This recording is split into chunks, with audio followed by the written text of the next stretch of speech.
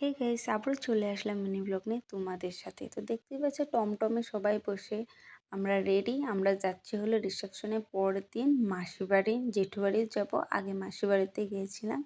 তো মাসিরা তো এখানে থাকেই না, যাই হোক গুয়াহাটিতে থাকে। তো এইখানে মানে মানে একটা ঘরে না থাকলে যা অবস্থা হয় আর কি, সেটা এটা ছিল মন্দির আর এটা ছিল মাসি বাড়ি। তো খাওয়া দাওয়া আমরা বিকাল দিকে করেছিলাম। তার আগে এখানে গিয়েছি একটু ঘুরতে, যে ওদের যে জমিটা ওটা দেখতে গিয়েছিলাম।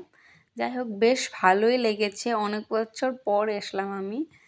তারপর টমটম ধরে আবারও চলে গেলাম বাস স্ট্যান্ডে। বাস স্ট্যান্ডেতে যাবো হলো চেপানি হলডে, ওইখানে ছিল জেঠুর বাড়ি। আর এখান থেকে আমরা মিষ্টি সব কিছু নিয়ে নিয়েছি। যাই হোক আমি খাওয়া দাওয়ার ভিডিও এতটা ভালোবাসি না করতে, যাই হোক যেটাই হোক।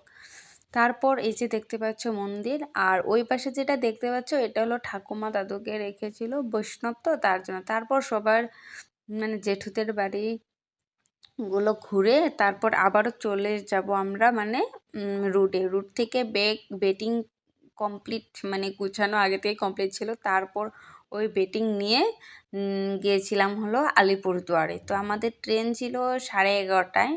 যাই হোক ট্রেনে উঠে নিলাম। তারপর আমি চলে আসলাম হোস্টেলে, মা ওরা ঘরে গিয়েছিল। তো আমি এসেছি একটাই কারণ, এনজয় করতে হবে। ফার্সিটি তো আমি কিছুই দেখতেই পেলাম না। যাই হোক